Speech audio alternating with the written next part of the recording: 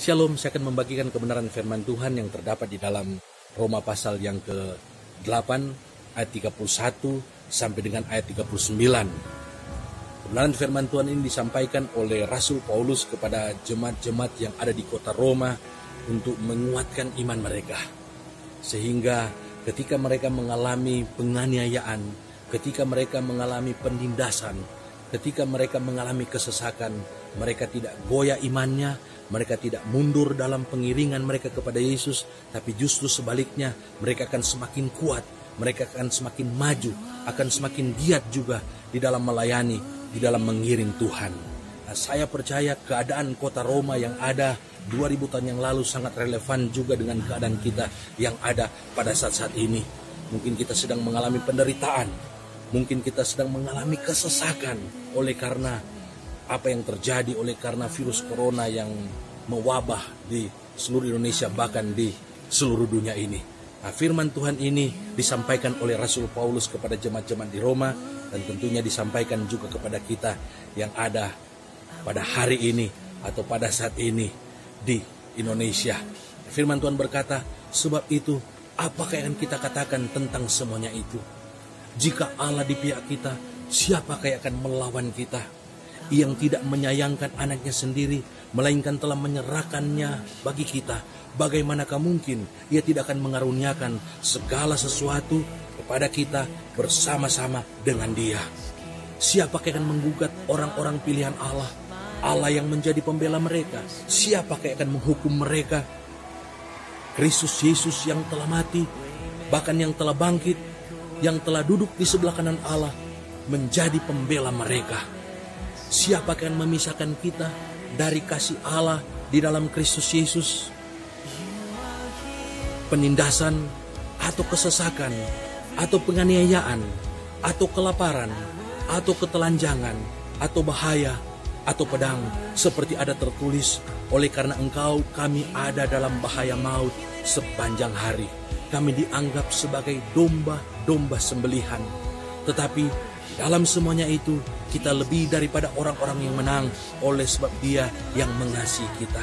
Sebab aku yakin bahwa baik maut maupun hidup, baik malaikat-malaikat maupun pemerintah-pemerintah, baik yang ada sekarang maupun yang akan datang, atau kuasa-kuasa, baik yang di atas ataupun yang di bawah, atau segala sesuatu makhluk lain, tidak ada yang dapat memisahkan kita dari kasih Allah di dalam Kristus Yesus.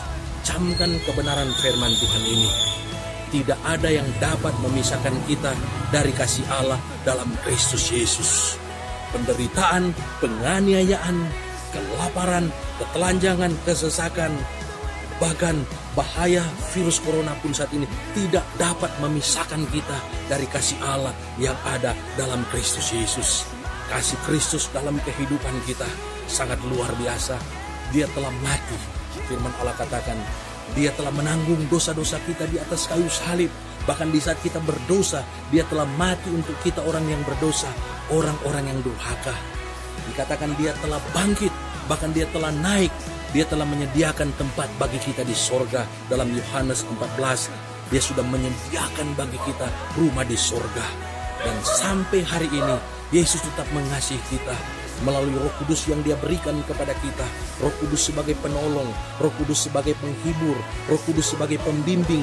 Dialah yang menolong, Dialah yang membimbing, Dialah yang menghibur, Dialah yang menuntun langkah kaki kita, sehingga kita ada sampai hari ini. Tetap memuji Tuhan, tetap menyembah Tuhan, tetap melayani Tuhan, tetap bersaksi kepada sesama kita, memberikan bantuan-bantuan kepada orang, bahkan tetap beriman kepada Tuhan melalui ketaatan kita di dalam membaca firman Tuhan, di dalam berdoa, di dalam bersaat teduh, bahkan di dalam kita mentaati juga himbauan pemerintah. Kita hanya berada di rumah, tetapi kita juga menikmati sinar matahari yang Tuhan berikan. Kita berolahraga, itu bagian daripada kita menikmati yang namanya kasih Tuhan. Kita tinggal di dalam kasih Tuhan. Kasih Tuhan yang membuat kita bergairah sampai hari ini. Kasih Tuhan yang membuat kita tetap kuat sampai hari ini. Untuk itu, Biarlah kebenaran firman Tuhan ini akan mengingatkan kepada kita bahwa Yesus yang kita percaya, Yesus yang kita sembah adalah Yesus yang berkuasa. Kitab Wahyu berkata, dialah Alfa dan Omega. Dialah yang memegang kunci maut dan kerajaan maut. Dan kita tahu tidak ada satu kuasa pun yang bisa menaklukkan Yesus ketika dia ada di muka bumi ini. Dia mengusir setan-setan. Bahkan setan gemetar ketika mendengarkan nama Yesus. Untuk itu sebagai orang percaya, mari kita imani setiap kebenaran firman Tuhan. Mari kita perkatakan firman Allah setiap hari. Kita perkatakan kebenaran-kebenaran firman Tuhan. Jangan kita sebarkan hal-hal yang bukan firman Tuhan, yang bisa membuat orang takut dan gentar, menyebarkan hal-hal yang hoax. Mari kita pakai segala media yang ada, sebarkan firman Allah.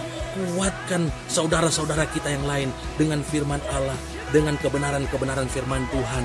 Karena sebagaimana iblis, roh jahat, bahkan ilah-ilah zaman ini, ketika mereka mendengarkan nama Yesus, mereka takut, mereka gemetar, dan mereka akhirnya meninggalkan orang yang mereka rasuk. Maka saya percaya juga firman Allah tidak berubah. Mari kita lakukan firman Allah, perkatakan firman Tuhan setiap hari. Mari kita membaca firman Tuhan, merenungkan firman Tuhan, dan menghafal firman Tuhan, supaya kita bisa perkatakan itu dalam segala hal, dalam segala keadaan, dalam segala situasi. Karena kita percaya Yesus Kristus adalah firman Allah. Dia adalah firman kehidupan. Dia adalah Allah yang nyata, Allah yang berkuasa, Allah yang mengasihi kita, Allah yang menyayangi kita, bahkan yang telah menyatakan kasih-Nya kepada kita dengan Dia mau mati di atas kayu salib, menanggung dosa-dosa kita, bahkan Dia telah bangkit, Dia naik ke surga, bahkan menyediakan tempat kepada kita. Untuk itu, mari hanya kepada Dialah kita taat, kita hormat, dan kita takut, dan kita gentar kepadanya dengan kita melakukan segala firman-Nya, segala yang diperintahkan-Nya. Tuhan Yesus kiranya memberkati kita semua pada hari yang luar biasa ini. Amin.